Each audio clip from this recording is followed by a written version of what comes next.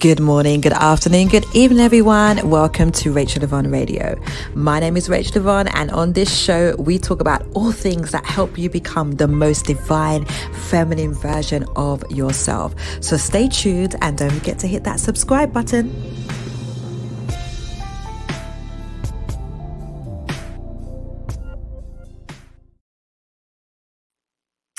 Hey guys, hope everyone's doing well. Hope you're all doing well. I'm actually live here on Facebook, on Instagram, and also on YouTube. So I'm live on Facebook, YouTube, and also on Instagram. So wherever you're watching me from, I'm so glad to see you all today. I'm actually recording a live version of my podcast, which will be out this evening. So I'm going to be leaving it up on YouTube, but I'm going to take it down from Facebook and from Instagram. So you'll be able to watch this on YouTube, and also you're going to be able to hear it on the podcast. So I'm recording this right now. I hope everyone's doing well and having a great day. Hi, everyone. Hi, Instagram. Hi, YouTube. Hi, Facebook. Hi, everybody. So the topic that we're going to talk about today is marriage is a business decision. Marriage as a business decision, and why I say that and why I kind of like talk about that. And so the reason why I want to talk about this today is I asked some of my text community and also my Facebook group and some of my clients what they would like me to talk about. And then I checked my insights on Instagram, and this post that I posted was my highest, like it got the most engagement on my feed. And so I wanted to kind of talk about it, dissect it a bit more here for you all on Instagram. Hi, everyone. Facebook and YouTube. Hi, guys. And then we will keep this up. So I'm actually going to upload this to my YouTube channel after we're done, and you'll be able to keep it there. So that's where it will be. It will be on my podcast, and it will also be on my YouTube channel. So I hope everyone's doing well, having a great time, whatever you're doing today. And so my name is Rachel-Yvonne. For those of you who don't know me or are just getting used to me, my name is Rachel-Yvonne, and I am the Biblical Femininity Coach. So I help women who are single and married to be the most divine versions of themselves and to live the life that I believe that God always decreed and established for them. So wherever you're joining me from all over the world, I'm so glad that you've decided to join me, whether you're here with me on Facebook and YouTube or you're watching me here on Instagram. For those of you on Instagram, I won't be saving this live. It will be up on my YouTube channel and also on my podcast. So if you look me up on all of the different platforms, Rachel-Yvonne Radio, you'll be able to find that. And that's where this replay will live. So marriage as a business decision, marriage as a business decision. That's what we're going to talk about today. And I'm just going to read the post that I wrote about it. And look as well, if you look at the cover of my, oh, you can't really see it, but what this says is bride. It says bride because I'm always manifesting. I believe in putting action behind the things that I believe I want to see in my life. And I believe I'll be married really soon. So I've got this here, bride, which you can also buy on my website, but I will put that up later. Anyway, back to today's conversation. And we are talking about marriage as a business decision with a question mark, whether that's true or not, and why I say that. So here's the post. Marriage is the most important business decision we make ever. Choose wisely beyond the butterflies. Let me say that one more time. Marriage is the most important business decision that we make ever. Choose wisely beyond the butterflies. Beyond the butterflies. And I'm going to explain why I believe that and why I say this. And thank you so much for those that have joined on Instagram, Facebook, and YouTube. And I'm just making sure I'm pinning the title here on Instagram for those who are watching there. So why do I say that, and where does it come from, and why do I believe this so strongly? All right, so we need to learn how to make decisions based on logic, especially ladies. Oftentimes we look at something, we're dating and we're looking at this gentleman and we're like, he's so amazing, he's so, like, he ticks all my boxes. And then all of a sudden we find ourselves where we're falling in love, and then our vision and our kind of like thought process get impaired because we start making decisions based on our feelings and not on the facts, and not what we're seeing and not what we're seeing, not what he's showing us, and so on and so forth. So we need to learn how to make decisions based on logic first and then love.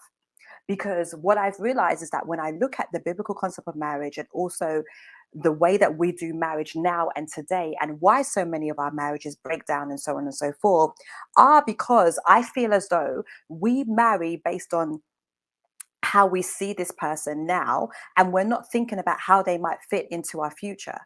And then we think about how they make us feel right now and how great everything's right now, but we don't necessarily think about the future of what it will be like in 10 years, 5 years time with that person, because we haven't gone deeper to see, does his vision actually match mine? Does the goals that he has for his life match where I believe God has designed for me, where I believe God has designed me to go and who God has designed me to be?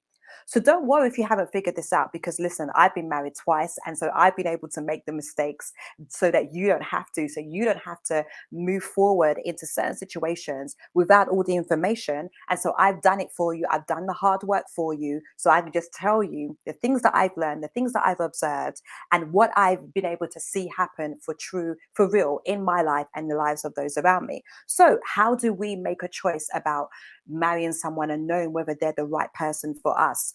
Of course, in this short video, I'm not going to be able to give you like the exact full information and all the details you need, because that's a further conversation.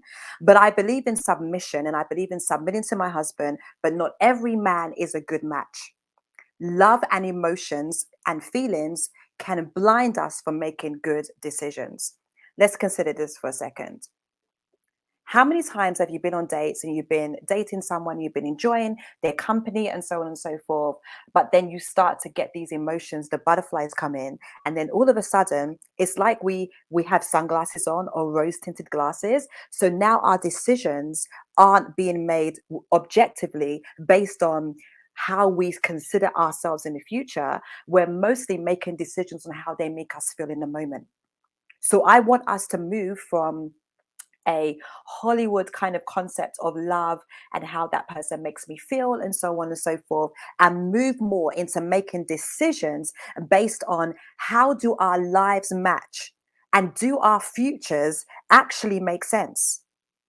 For example, we'll say things like we'll be dating someone, and for example, this is what something that happened to me in the past is, for example, you'll be dating someone, and I used to be a backing singer. I used to do like a lot of backing singing for in when and do lots of shows, and I was on television every single week. I was on the radio, blah blah blah.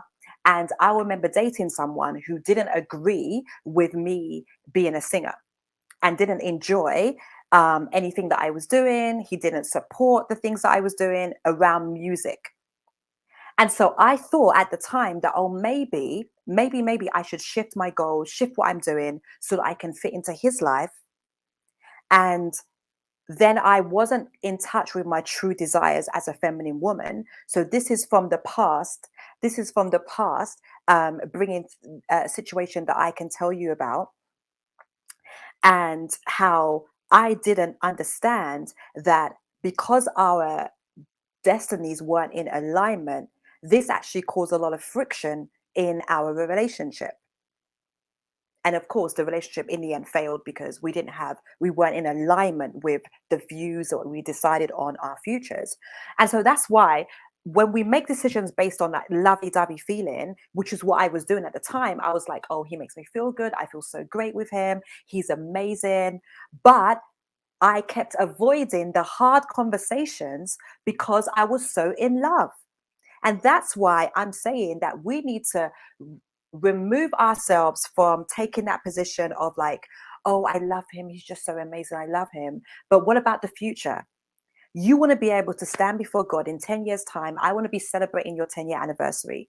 In 10 years' time, I want to be celebrating your 10-year anniversary with you and your children, the children that you bring to the relationship together, whatever it is that you might be doing together. I want to be able to join with you and do that.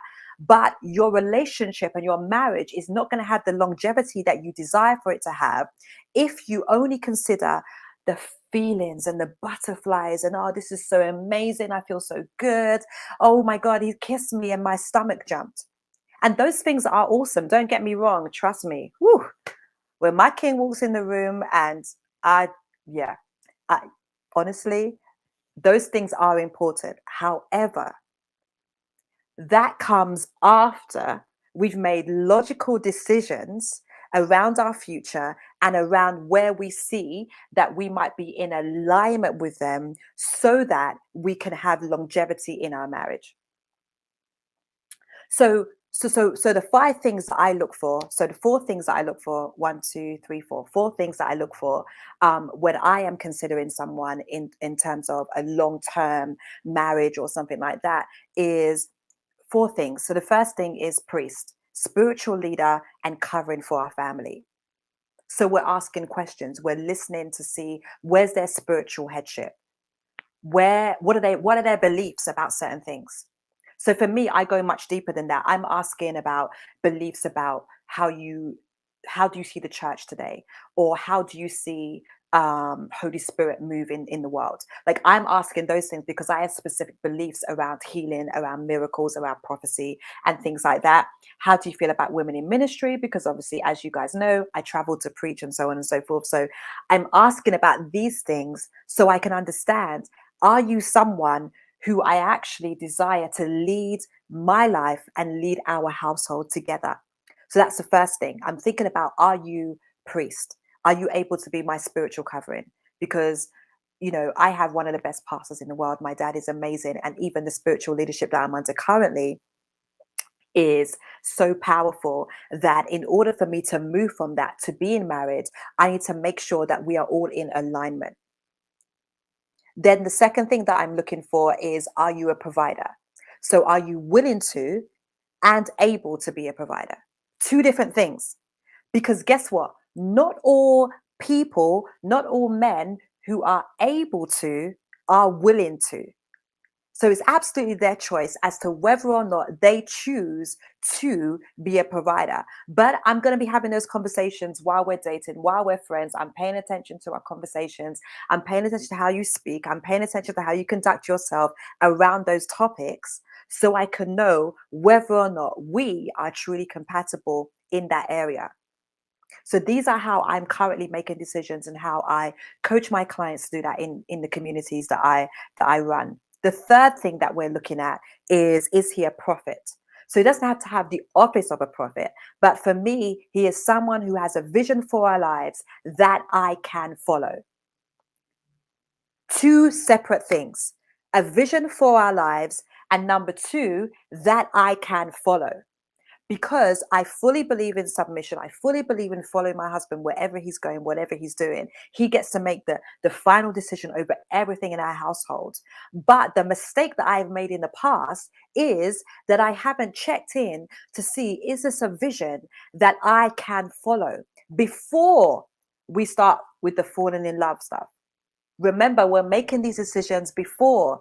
This is another reason why I believe when it comes to sex, when it comes to giving our bodies away to somebody, is that you should not be making that decision to move forward in that regard until all of these things are in place. And ideally, marriage is the goal. We know that. Like, that is a foregone conclusion. We already know. I don't need to tell you guys that marriage is the goal. And now I understand more than ever why God made it that way. I can see that God actually wasn't trying to take anything away from us. He was never trying to restrict us from things. He was actually trying to protect us. By saying that you will only have sex in a marriage, it actually protects your soul, protects your womb, and protects you from being exploited and so on and so forth. But even so, you make those decisions based on what we just said. And then you're like, okay, now this makes sense. Now this makes sense to move forward in this way. So that was the third thing about being a prophet. And then the fourth thing for me is he a protector? Is he a safe place? Does he make me feel safe when I'm around him? When I'm speaking to him, do I feel like his heart or his mind is a safe place for my dreams to thrive? I remember dating this gentleman some time ago, and I remember him saying to me that he believes that his job is to make sure that his wife's dreams come true.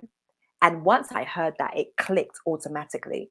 And I was like, yes, That makes so much sense when we think about the idea of a man being provider, protector, prophet, and priest. These things help us to make better decisions around who we're going to be with, who we're going to procreate with, and so on and so forth. So, of course, the question is always, well, what about love?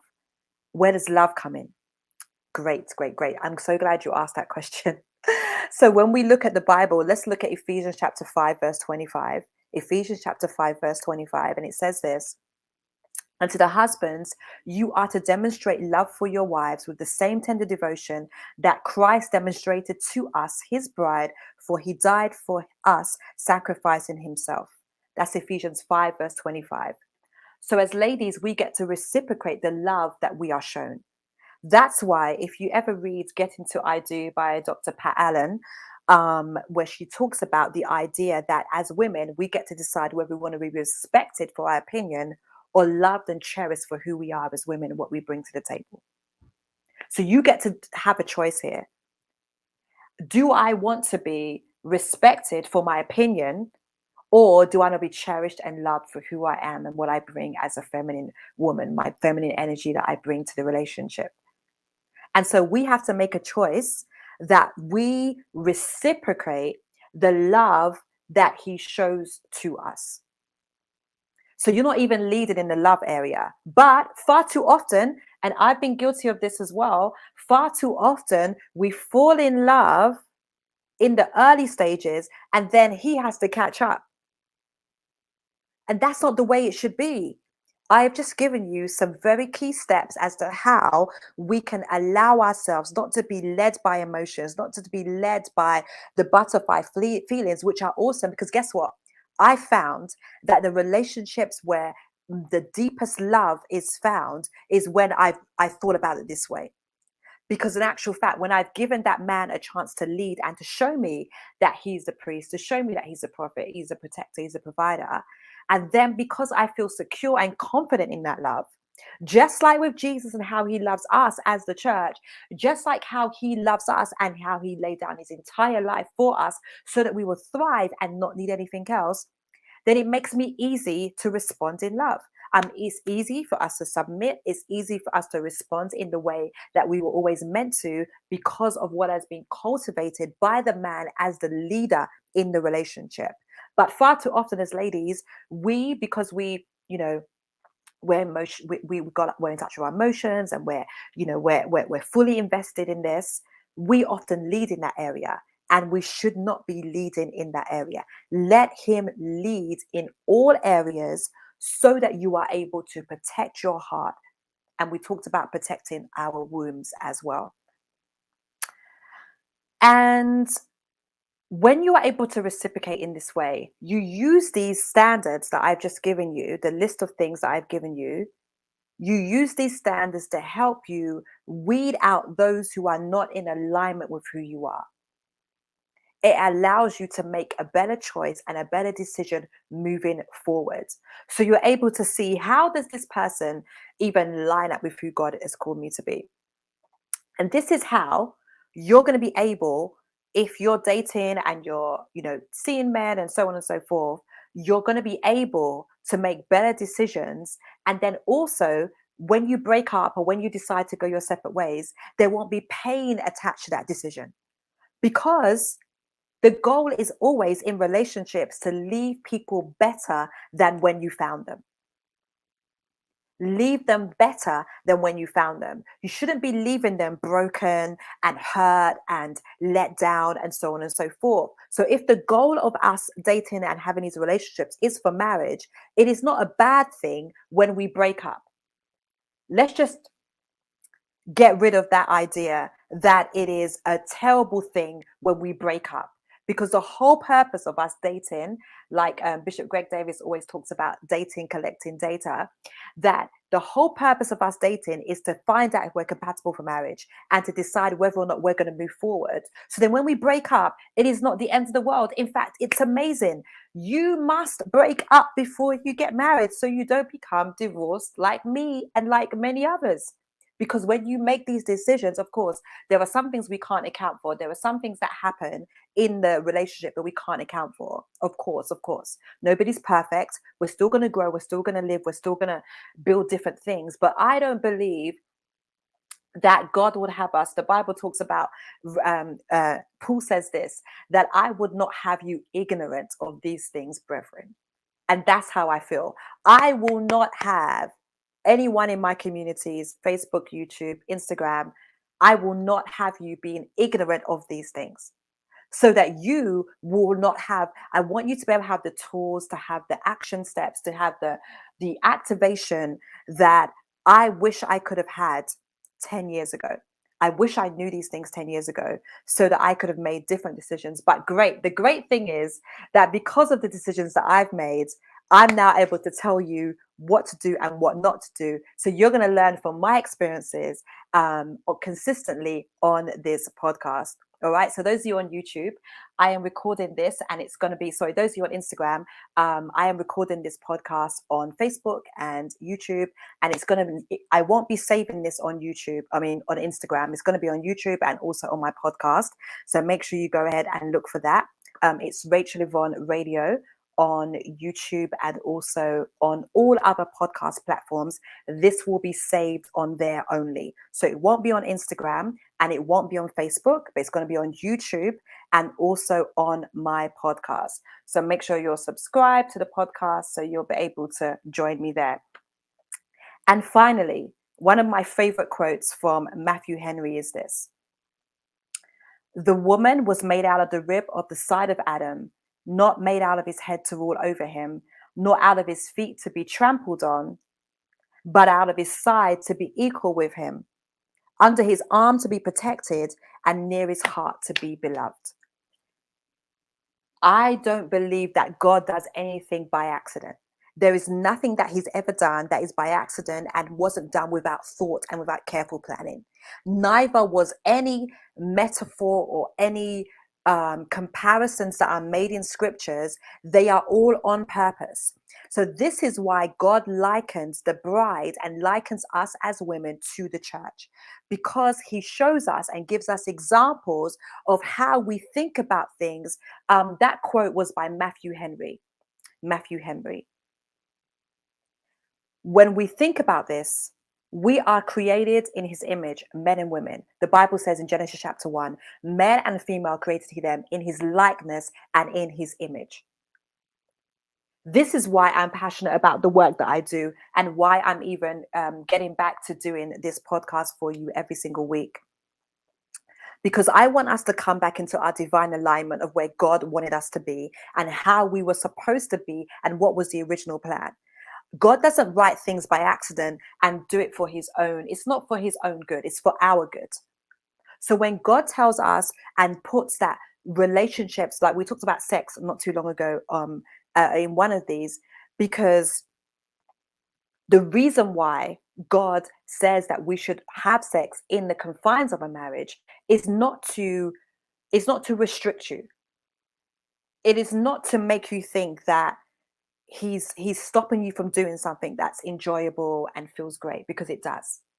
It's actually for our own protection, so that, especially for us as women, that we will be protected, that our bodies will be protected, our wounds will be protected, our spirits will be protected, so that we don't just let anyone and anybody in to us, because we are receivers. Yeah. So when we have sex, we are receiving the man into ourselves. And because of that, you need to make sure you're making your decisions, again, not on the butterflies, which is what we talked about earlier, not making decisions based on butterflies, but to actually say, is this the person, the king that I like to say, that was created for me? Does he fit those things? And do I match in his life? Because what we don't want is where we're married and now our lives are clashing. We're constantly butting heads about schedules. We're constantly butting heads about decisions. We're constantly butting heads around personality and things like that, because you haven't done your due diligence. And I will put my hands up and say that there have been times in my life where I have not done my due diligence around this decision. But no more. When you know better, you do better.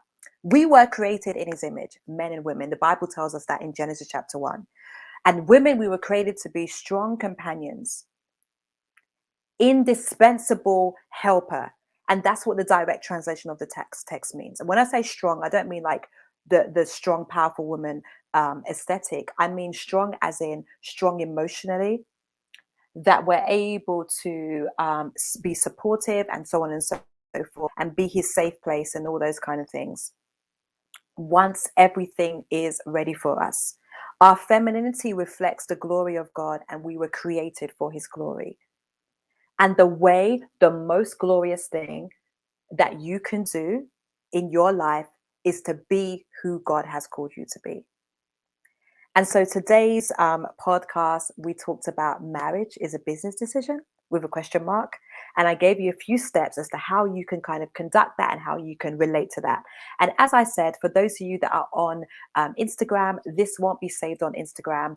I'm actually only going to be streaming it. It's going to be on YouTube, on my YouTube channel, and also on my podcast. My podcast is called the Rachel-Yvonne Radio. So make sure you go ahead and subscribe. And I'll see you all again next time. Bye-bye. So I've ended the one on Instagram, but for those of you on Facebook and YouTube, thank you so much for joining me. And I'll be back again next week. And of course, always submit to me any ideas that you have for what I could talk about or what questions you might have. And as usual, if you would like to work with me, please do send me a message. I put my email here in the comment section for you all, and then you can contact me and see what I have available. So God bless everyone. And remember, marriage is the most important business decision that you will ever make. I'll see you guys next time. Bye-bye.